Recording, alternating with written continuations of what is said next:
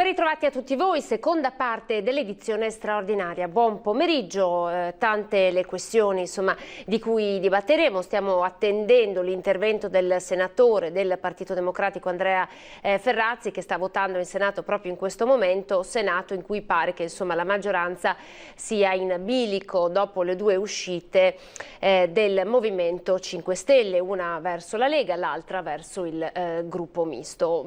Terremoto all'interno della maggioranza. Che cosa sta accadendo? Ci sono alcuni giornali della stampa nazionale che parlano di un possibile accordo contro il Partito Democratico tra Movimento 5 Stelle, Italia Viva, quindi i renziani, e la Lega Nord. Ovviamente in ballo ci sono le regionali, ma non solo, c'è anche la tenuta di questo governo. E per quanto riguarda le regionali pare che ci sia una data. La conferma dell'Election Day per il 20 e 21 settembre è stata data proprio oggi dal presidente Luca Zaia nel corso della conferenza stampa presso l'unità di crisi. Ha confermato di aver avuto un incontro telefonico col ministro Lamorgese. Non c'è un decreto ovviamente, ma c'è la promessa di andare ad elezioni il prima possibile. La prima data utile appunto è quella del 20 settembre, in questo caso l'ipotesi di apertura delle scuole è quello del 14 di settembre, così gli studenti appena rientrati in classe salterebbero soltanto, queste le parole del presidente Luca Zaia,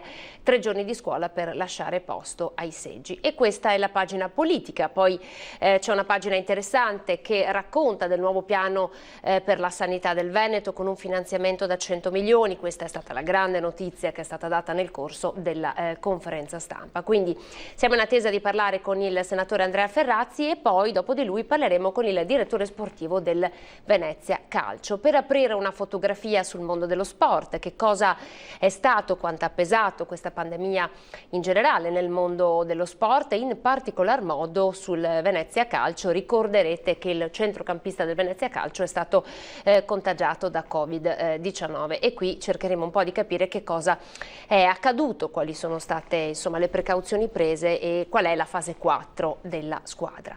Questo è il nostro quadro, vi leggo qualche notizia battuta dall'ANSA, delle notizie di cronaca interessanti. La prima ci porta nel Rodigino.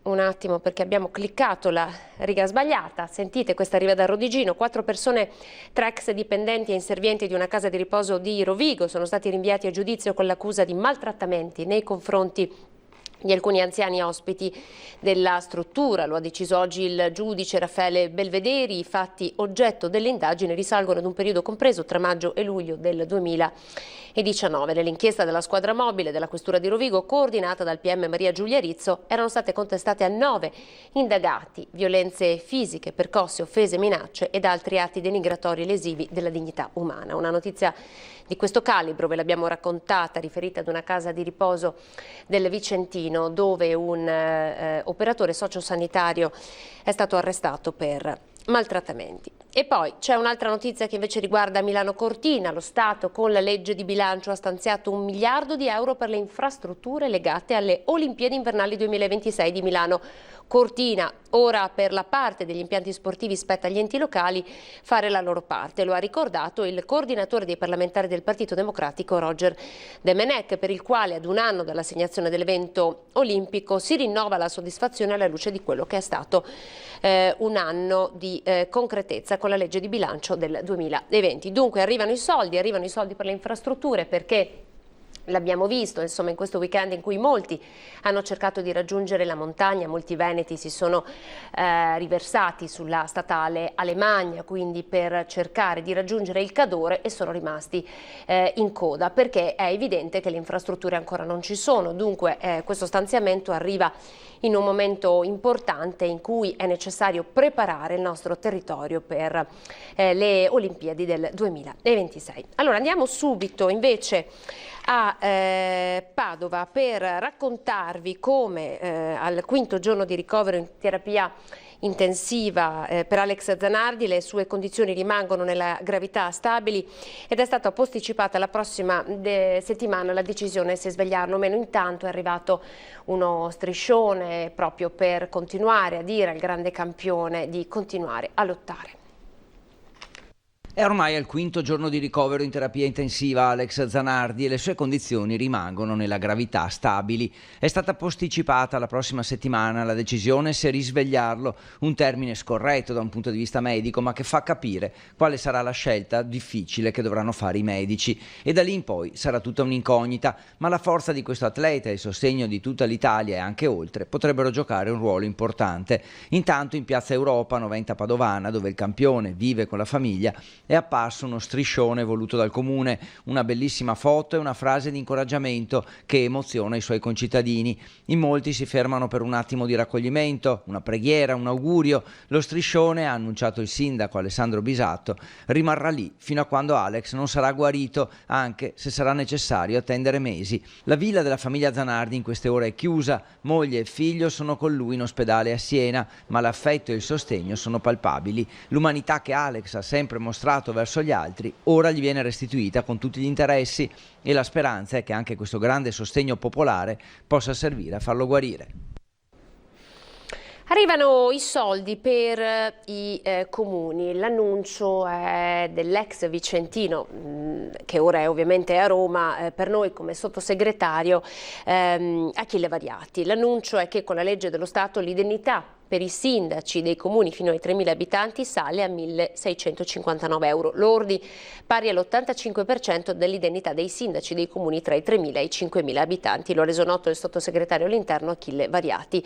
Per non incidere negativamente sulle casse dei comuni, prosegue Variati, in una nota è stato istituito presso il Ministero dell'Interno un fondo da 10 milioni di euro, di cui ieri la Conferenza Stato, Città e Autonomie locali ha deliberato la suddivisione. 5 milioni e 3 andranno agli oltre 1.600 comuni fino a 1.000 abitanti, 4 milioni e 7 andranno invece ai comuni tra i 1.000 e i 3.000 abitanti. Sale dunque l'indennità dei primi cittadini, insomma avete sentito, questa è una cifra lorda se pensate a qual è il grandissimo lavoro sul territorio dei primi cittadini, e questo è stato evidente soprattutto in questi mesi di pandemia, di lockdown, di quarantena, in cui le persone sono state costrette a rimanere a casa e soltanto i primi cittadini sono stati di fatto il punto di riferimento, loro con tutta la macchina comunale e i servizi sociali. E se questa è la situazione dei comuni, pensate alla situazione delle province. Qui fa capo ad oggi ancora tutta la questione legata all'edilizia scolastica. Andiamo a vedere il servizio che ha preparato la nostra redazione di Padova, perché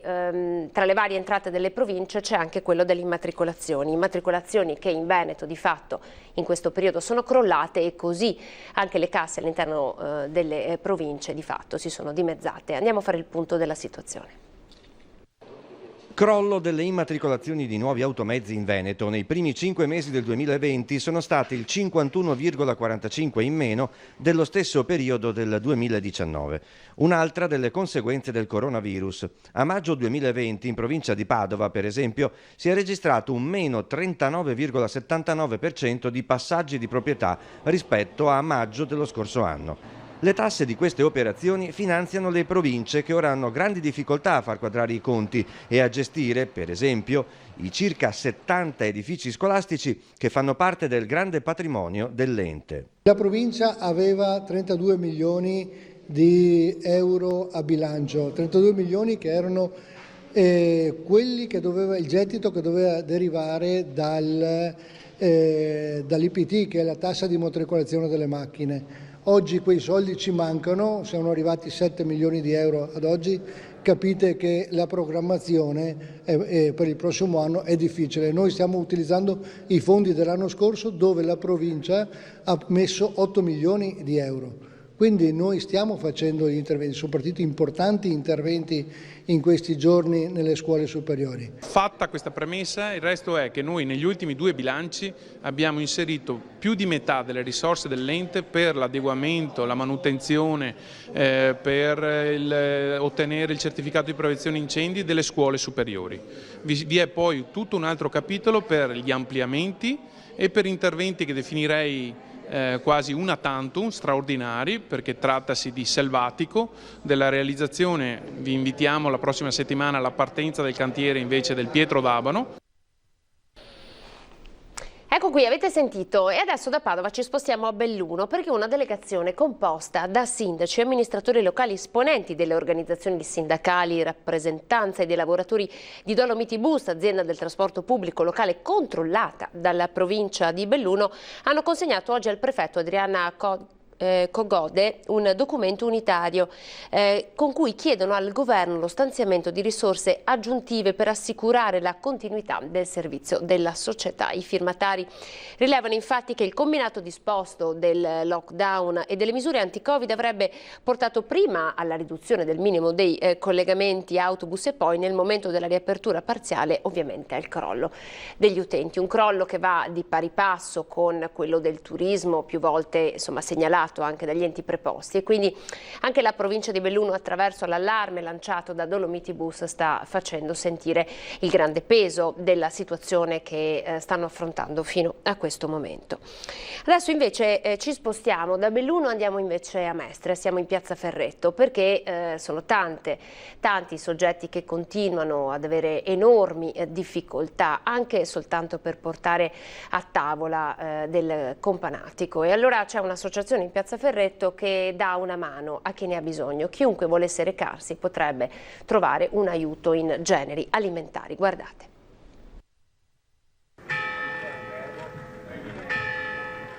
Sullo sfondo la grande bandiera di Venezia della Serenissima, la bandiera marciana, che protegge il figlio prediletto, la città di Mestre, il grande cuore dei mestrini, che fino ad ora veramente si è dimostrato un cuore grande per la solidarietà di chi è più sfortunato di loro. Questi gli unici simboli esposti al gazebo in piazza Ferretto, che distribuisce gratuitamente beni di prima necessità alimentari a chiunque ne faccia semplice richiesta.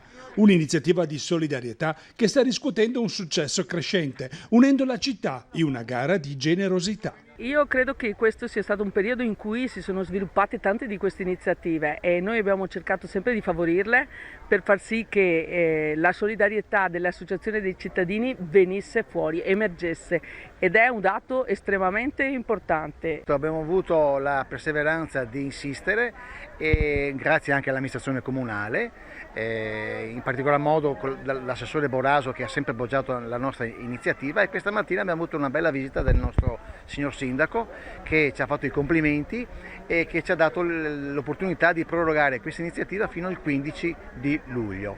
Ad esempio l'altro giorno anche Rotary Venezia Mestre Torre ha donato un camioncino, un furgone per trasportare le derrate alimentari. A Zelarino raccogliamo la spesa solidale e doniamo delle merci non deperibili.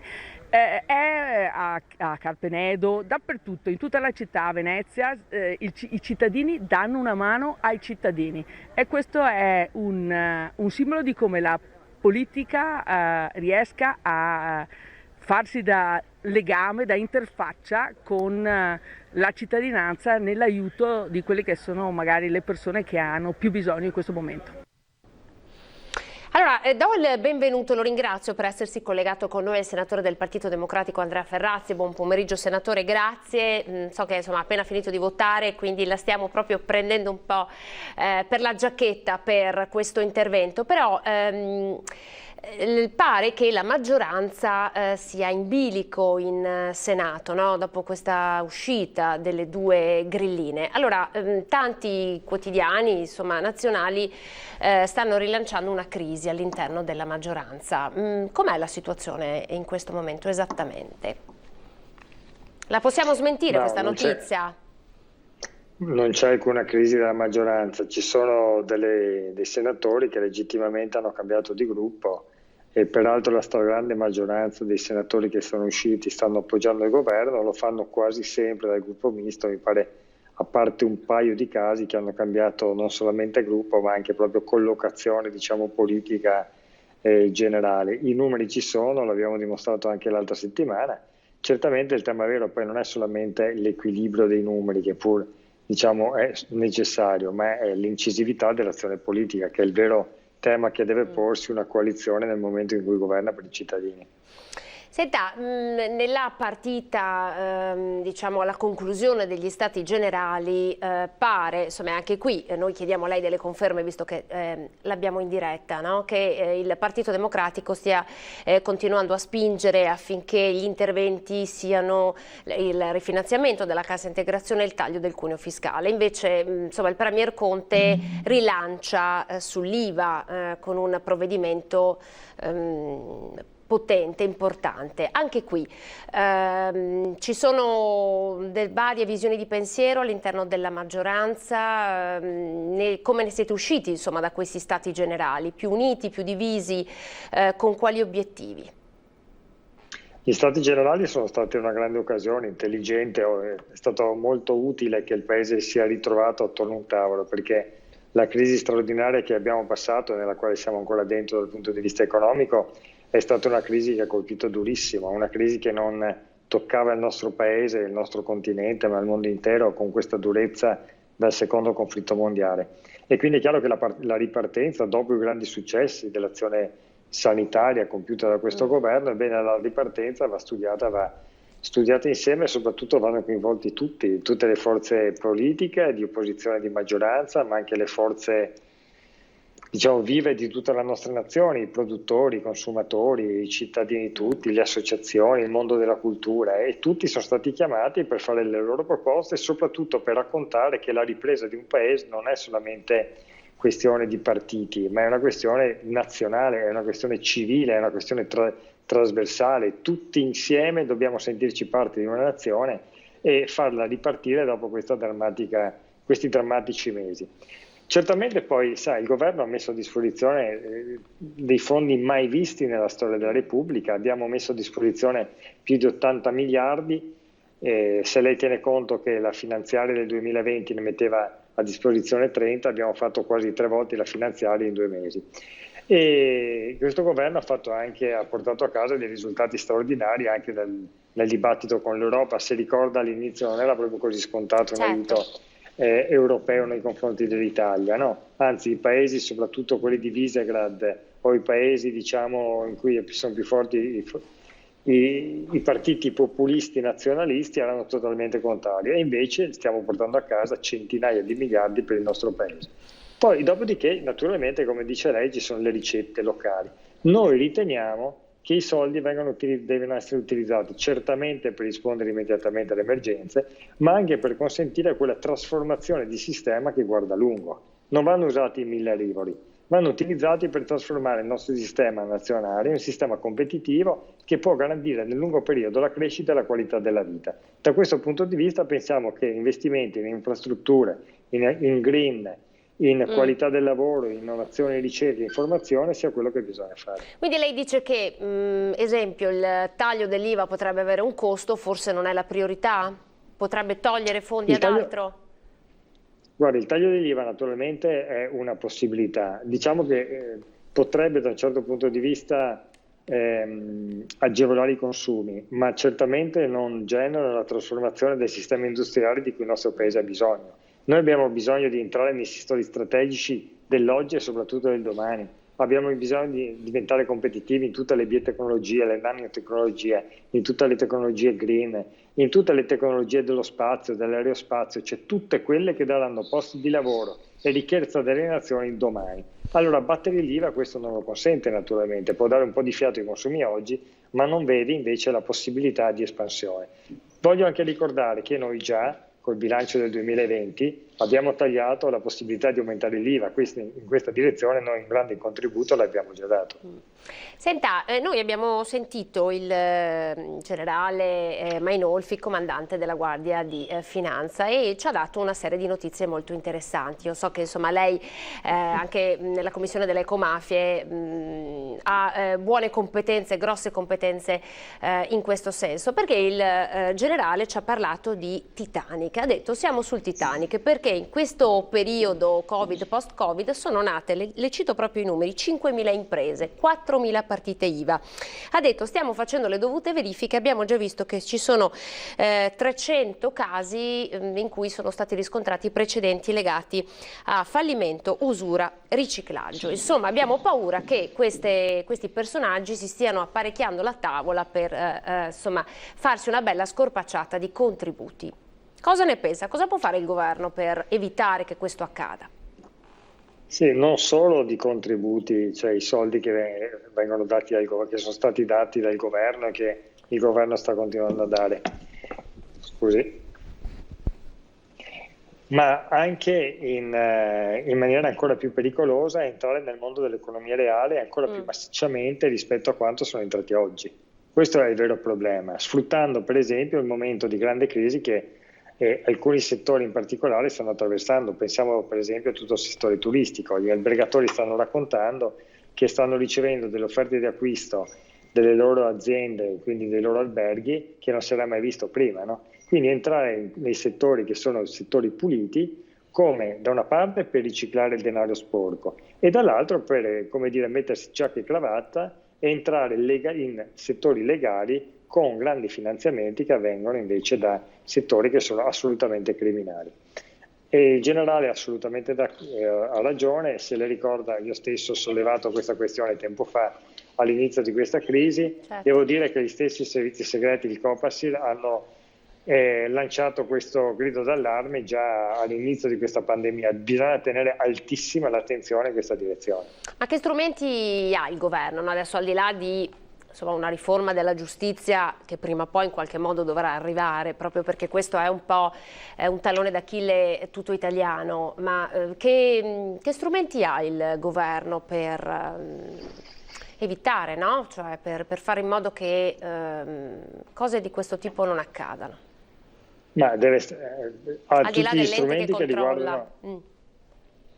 Agli strumenti che derivano dal controllo di chi appunto riceve questi soldi. Sai, c'è stata per esempio molto polemica sul decreto liquidità, si ricorda, no? Quello delle banche, quello che conferisce con garanzia 100% da parte del governo, dello Stato, diciamo, e prestiti da parte delle banche a terzi. E lì però il governo ha voluto che ci fosse un controllo sul merito creditizio, perché se ognuno, anche il mafioso, può venire a chiedere un prestito, appunto, è chiaro che bisogna fare un po' di controllo. Se ricordo, su questo c'è stata polemica, ma quello che dice il generale della Guardia di Finanza racconta la verità, cioè che un minimo di controllo andava fatto. E mi consenta anche di dire che l'analisi della Banca d'Italia, le sa che sono anche in commissione, insomma, di inchiesta sulle banche appunto del nostro paese, la Banca d'Italia ha verificato che il 100% delle domande di credito nei confronti delle banche, delle imprese venete, è stato erogato. Quindi ci sono stati dei ritardi, siamo intervenuti, ma finalmente i prestiti stanno arrivando.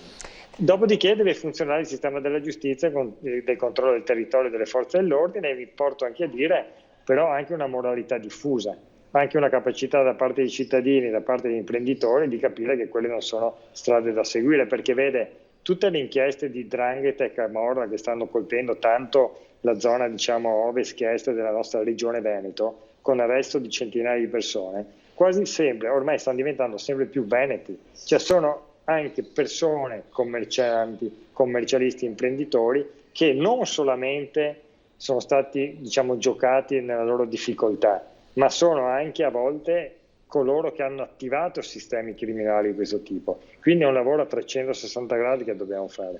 Ci sarà anche un passaggio necessario, no? Sulla giustizia, evidentemente. Adesso probabilmente non è il momento, visti le altre questioni con l'associazione della magistratura, ma sicuramente forse un passaggio anche proprio su la riforma della giustizia sarebbe necessario farlo, proprio perché insomma, le maglie forse sono ancora un po' larghe. Cosa dice? C'è bisogno di una riforma nella logica della certezza della pena, della certezza sostanziale, non solamente formale. Certezza della pena vuol dire che bisogna arrivare a processo in tempi rapidi, in tempi giusti.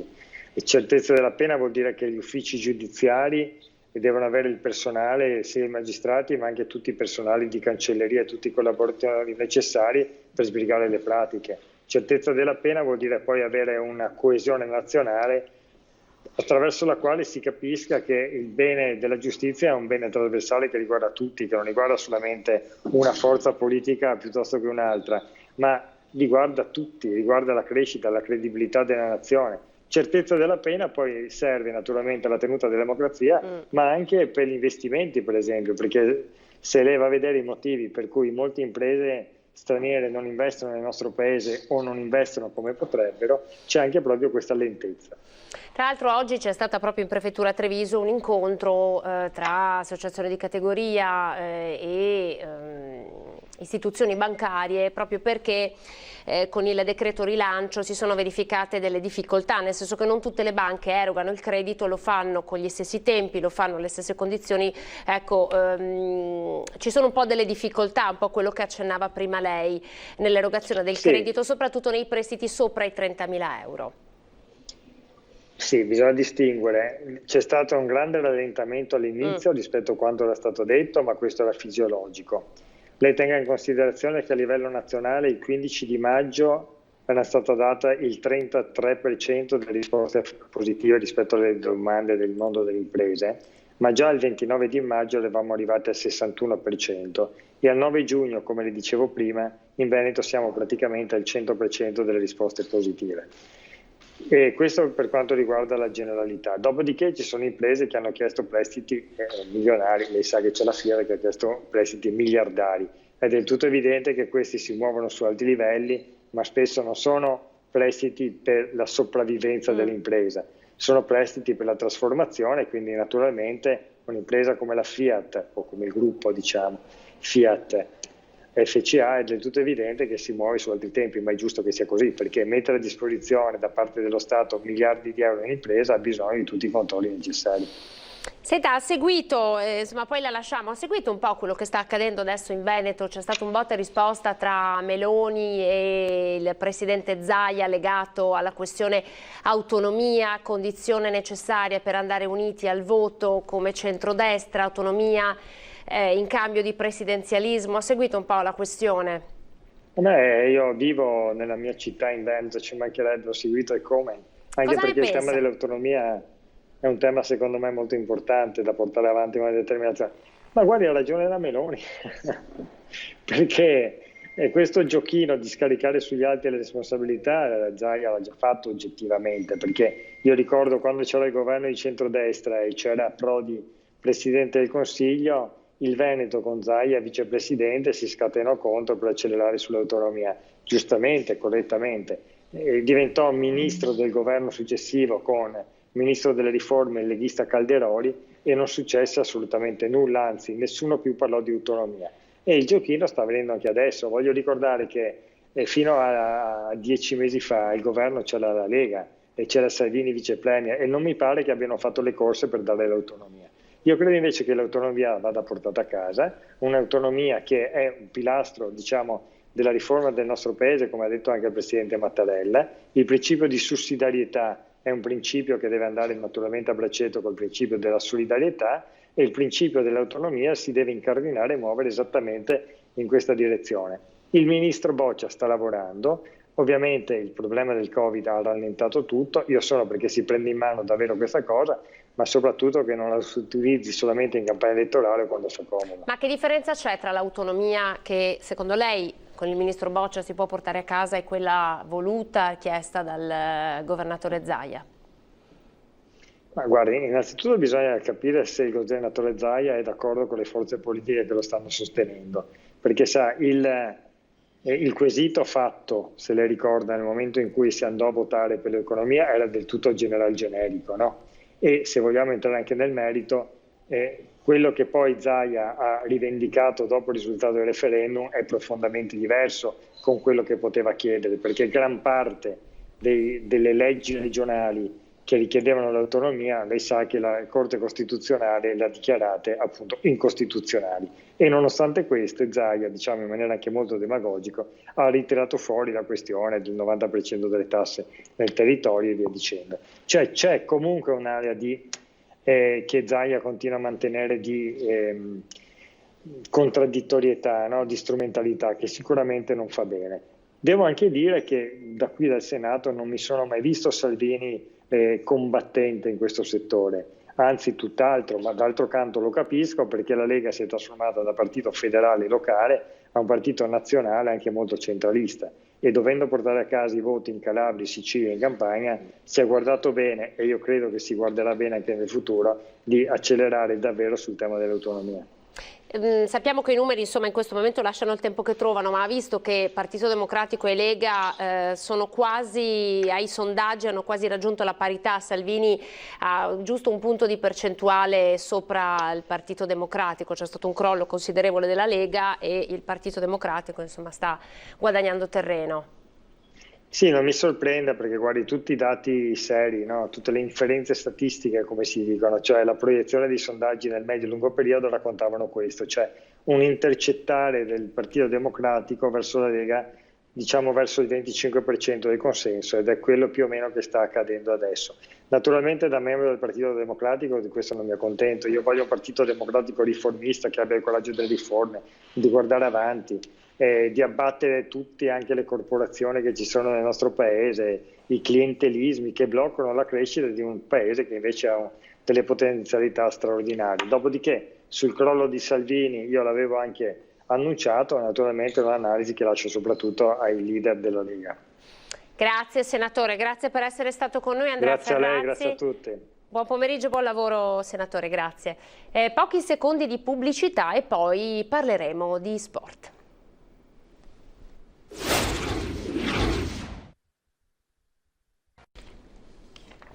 Eccoci, ben ritrovati, edizione straordinaria 18.05, staremo insieme fino alle 18.30 prima del notiziario del Veneto. Allora, come promesso, prima di lasciarci dalla pubblicità, parliamo di sport. Vi presento il nostro ospite Fabio Lupo, direttore sportivo del Venezia Calcio. Buon pomeriggio. Buon pomeriggio a voi. Allora, grazie per aver accettato il nostro invito. Lei, direttore sportivo, ma insomma anche ex calciatore, vanta parecchie presenze sia in Serie A che in Serie B. Quindi possiamo parlare con lei insomma davvero di calcio a 360 gradi. Allora, partiamo dalla cronaca. Venezia Calcio ha subito ovviamente il lockdown come tutte le altre squadre, e proprio nel momento in cui si stava per ripartire il vostro terzino è stato trovato positivo al Covid. Allora, partiamo proprio dalla cronaca. Come l'avete scoperto? Come vi siete organizzati per comunque andare avanti con la partita contro il Pordenone, e che cosa è stato per voi questo caso di positività?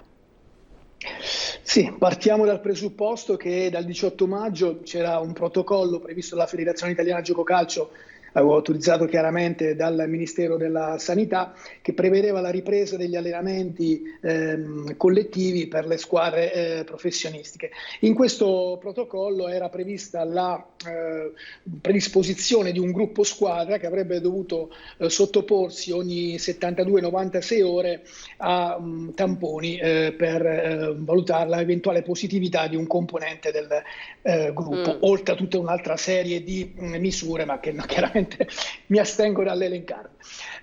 Attraverso queste forme di controllo siamo arrivati a verificare la positività del nostro tesserato 2 domeniche fa. A quel punto abbiamo immediatamente attivato i nostri canali informali, mettendo a conoscenza le autorità competenti, quindi Federazione e Lega DB in particolare, della nostra situazione. Questo per 2 motivi. Uno, perché il protocollo per le partite prevedeva che in caso di positività di un giocatore il calciatore sarebbe stato isolato, la squadra sarebbe andata in quarantena e in isolamento fiduciario presso una struttura indicata dalla società, e però non avrebbe potuto giocare nessuna partita in quei 15 giorni. Chiaramente, se questo fosse accaduto in Serie A, mettiamo alla Juventus, all'Inter o al Milan, diciamo tanto per dire i 3 club più importanti, questo avrebbe determinato una sospensione del campionato di Serie A, certo, con tutto ciò che ne comportava. Quindi da alcune settimane la federazione stava cercando di fare pressione sul governo per ottenere quella che così viene stata definita giornalisticamente quarantena soft, cioè la possibilità per una squadra che aveva all'interno un proprio positivo di comunque giocare, a condizione che potesse fare un tampone il giorno stesso della gara. Chiaramente 2 settimane fa questo protocollo non era ancora attivo. Esatto. Tra le altre cose si basava su così una sorta di falso mitologico, cioè il tampone rapido pre-gara, che in realtà non era stato ancora validato e a tuttora non è stato ancora validato. Quindi bisognava fare questo tampone, sottoporre i giocatori, il gruppo squadra, a questo tampone nell'immediato pre-gara, ma in una struttura che fosse in condizione poi di refertare tale esame almeno 4 ore prima dell'incontro. Chiaramente, come ho detto, dalla domenica a 2 domeniche fa noi ci siamo attivati e da lunedì a martedì è iniziato un balletto di promesse: adesso arriva la circolare, adesso ci mettiamo d'accordo, polemiche fra governo e federazione e Lega, insomma tutta una serie di balletti che ormai conoscete benissimo perché siamo in Italia e quindi questo ha portato a una preparazione della partita non regolare, perché noi non sapevamo se eravamo in condizione di giocare o meno e dovevamo comunque organizzare una trasferta. Per fortuna in questo caso agevole, perché dovevamo andare a giocare contro il Pordenone sul campo neutro di Trieste e quindi, essendo a 150 km, era una trasferta per certi aspetti agevole, ma vi lascio solo immaginare se invece noi avessimo dovuto andare a giocare a Benevento o a Crotone o a Trapani, cosa avrebbe potuto accadere. E siamo arrivati al giovedì sera, quindi a 48 ore dalla partita, senza aver nessun tipo di certezza riguardo a ciò che avremmo potuto e dovuto fare. E abbiamo atteso la mattina, perché c'era arrivata nella sera rassicurazioni dalle autorità, dalle maggiori autorità di Federazione e Lega, rassicurazioni sul fatto che sarebbe arrivato il giorno dopo, che comunque sarebbe stato troppo tardi come termine, ma comunque sarebbe arrivata questa circolare. Alle 10 della mattina non era arrivata ancora nessuna circolare. A quel punto noi abbiamo cercato di contattare le principali personalità dei comitati tecnici scientifici per capire cosa dovevamo fare. Ci è stato risposto che più o meno era quello che c'era scritto sui giornali, che non mi sembra proprio una risposta istituzionalmente corretta, no? A quel punto lì noi come società ci siamo obiettivamente schierati contro tutto questo protocollo che abbiamo ritenuto essere arrivato troppo tardivamente e che non ci metteva nelle condizioni oggettive di svolgere regolarmente una partita di calcio, non solo nell'interesse del Venezia Calcio, ma anche nell'interesse di tutte le altre 19 società di Serie B, perché far partire un campionato in modo falsato per una società significa falsarlo per tutte le altre 19. E a quel punto lì è scattata da parte nostra la decisione di non giocare a Pordenone la domenica, cioè il giorno successivo. Questa è un po' l'iter. Poi come siamo arrivati? Nel frattempo noi questi tamponi non abbiamo potuto farli a Trieste, la ASL competente, che colgo l'occasione per ringraziare il Dipartimento di Mestre della Serenissima, che veramente si è messa a disposizione in tutte le maniere e tuttora lo sta facendo per agevolarci in questo periodo di isolamento, si è messa a disposizione per farcela il giorno stesso della partita, cioè domenica mattina, per metterci nelle condizioni quantomeno di uscire dall'albergo e poter fare questa partita a Pordenone. Noi abbiamo comunque abbiamo seguito il protocollo e ci siamo riservati comunque di non giocare. Siamo partiti a Trieste perché, come ho già detto sui giornali, i calciatori volevano fortemente giocare, lo staff tecnico volevano fortemente giocare, gli si legge, e lo capisco, certo. Perché come ha detto lei, sono stato calciatore anch'io e so cosa scatta dentro quando sta per arrivare la partita, però ci sembrava politicamente non corretto, soprattutto ci sembrava politicamente non corretto ciò che veniva fatto al Venezia. Bisognava far capire che il Venezia è una società professionistica, non è una società dilettantistica, o per meglio dire, non è una società amatoriale. Invece purtroppo il comportamento di federazione e anche Lega, ma soprattutto della federazione in questo, è stato amatoriale, perché c'è stata un'approssimazione eccessiva riguardo a questo tema. Per mio conto anche in altri temi, ma su questo specificatamente è stato un atteggiamento amatoriale, perché non si può dire adesso arriva, adesso non ti preoccupare, ma fra un po' arriva, l'abbiamo mandata, non c'è stata risposta. Non è professionale. Senta, quali istanze ha portato la federazione a nome di tutto il comparto agli stati generali qui a Roma? Cioè, che cosa ha portato? Quali richieste ha fatto? Per fare anche un discorso più generale legato un po' al vostro mondo, al mondo dello sport, che ha pagato un prezzo molto, molto alto in questi 3 mesi di stop. Che cosa avete portato su quel tavolo? Beh, chiaramente il sistema calcio è un sistema un po' particolare, no? Perché evidentemente viene sempre visto dall'esterno come il sistema dei ricchi del business. Del business e soprattutto della ricchezza, quindi si fa fatica oggettivamente, anche per un discorso etico, a sostenere con troppo ardore battaglie che possono portare ad agevolazioni di carattere economico, così. Fermo restando che qualcosa già nel decreto Italia del 16 marzo, se non sbaglio, e anche nel successivo decreto del 19 maggio, qualcosa è stato fatto anche per le società professionistiche, permettendo uno scivolamento, uno slittamento degli adempimenti, dei termini di adempimento in termini contributivi, previdenziali, e soprattutto questo in favore delle società dilettantistiche. Onestamente le società professionistiche hanno ottenuto poco, quello che hanno ottenuto è stato soprattutto nella disponibilità a consentire che il sistema calcio ripartisse soprattutto con la Serie A e con la Serie B, perché poi alla fine questi sono un po' il motore, in particolare la Serie A, il motore del calcio e del calcio in particolare, ma io direi anche dello sport in generale. Quindi ciò che è stato fatto dalla Federazione Italiana Gioco Calcio è stato fatto soprattutto in funzione dei settori deboli, quindi i settori in particolare, i settori dilettantistici e di coloro che guadagnano meno di 50.000 euro lordi, quindi diciamo delle fasce deboli. Peraltro la Federazione Italiana Gioco Calcio già autonomamente aveva provveduto a supportare queste categorie con un intervento di 21.700.000 euro suddivisi in modo tale che in pratica 5 milioni di euro alle leghe di Lega B, Lega C e Lega Pro e Lega Dilettanti, 3 milioni per il fondo di solidarietà e 700.000 euro per il calcio femminile. Quindi la federazione si è anche mossa autonomamente. Un po' come il buon titolare che anticipa la cassa integrazione, no? Sì, un pochettino sì. In questo caso la federazione, ecco, questo va riconosciuto, ha fatto uno sforzo senza precedenti e lo ha fatto per le categorie più deboli. Quanto avete perso come introiti, pensando che avete dovuto rinunciare ad un pubblico e vi state rinunciando anche adesso? Parliamo di soldi, ma poi mi dica anche lei, appunto da ex calciatore, che cosa significa giocare senza un pubblico?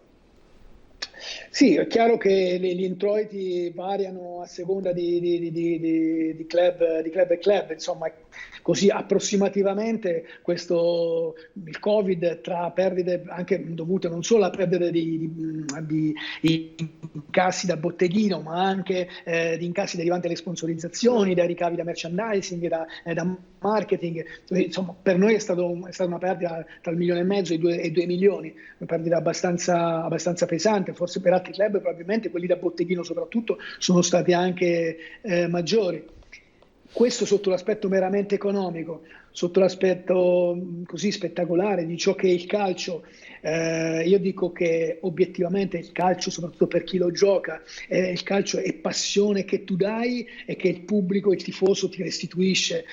Quando viene meno questa restituzione in uno stadio vuoto, evidentemente diventa non più calcio, diventa un surrogato del calcio, e poi ci adattiamo perché è giusto farlo per rispetto anche di coloro che delle fasce più deboli di questo sistema, e mi riferisco a coloro che lavorano nella logistica e coloro che lavorano nel settore medico, che sono era giusto, era corretto ripartire, però non è bello per chi ama questo calcio. Io dicevo tante volte, ho detto in questi mesi, quando uno è bambino dice: te l'immagini cosa sarebbe giocare a San Siro, all'Olimpico, oppure no, perché ti immagini non solo giocare al calcio, ma te l'immagini di farlo in quel contesto, con quel tipo di pubblico, con quel tipo di tifo, quindi ti immagini, quello è il calcio che sogni da bambino. E ognuno di noi, anche quando ha qualche anno in più come me, rimane in questo mondo, rimane bambino e continua a sognare San Siro, l'Olimpico, certo. Nou Camp e quant'altro. Hai visto che in Francia li riaprono gli stadi in Francia, ovviamente non a capienza piena, ma insomma si può anche gestire un pubblico con una capienza inferiore. Secondo lei il nostro governo dovrebbe avere la federazione in generale, gli accordi, soprattutto il ministro dello sport, avrebbe potuto avere più coraggio?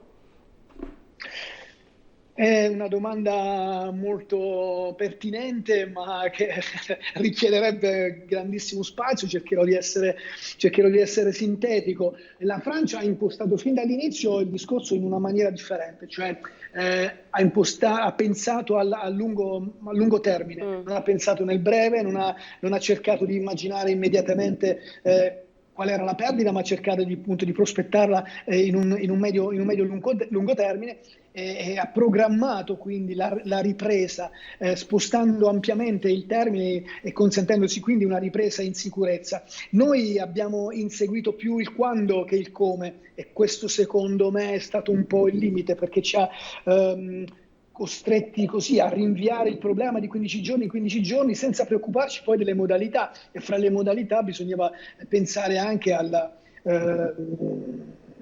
ritorno degli spettatori in campo. Però qui quello che aiuta tanto è soprattutto la curva epidemiologica, questo che aiuta molto. Io credo che fondamentalmente il ministro dello sport e tendenzialmente il governo abbia usato prudenza, ma sia stata secondo me una prudenza che, dati i risultati, sia stata secondo me corretta, giustificata. E pensare a un ritorno della tifoseria negli spalti lo trovo sarebbe molto bello, però immaginiamoci un ritorno di un pubblico che sta a distanza, non sarebbe la stessa cosa, sarebbero comunque stadi vuoti, e poi pensiamo comunque al rischio fisiologico che c'è nella tifoseria di calcio. Guardate quello che è successo a Napoli dopo la vittoria del Napoli, e non facciamo in una questione geografica o meridionalistica, sarebbe accaduta la stessa cosa a Torino se avesse vinto la Juventus.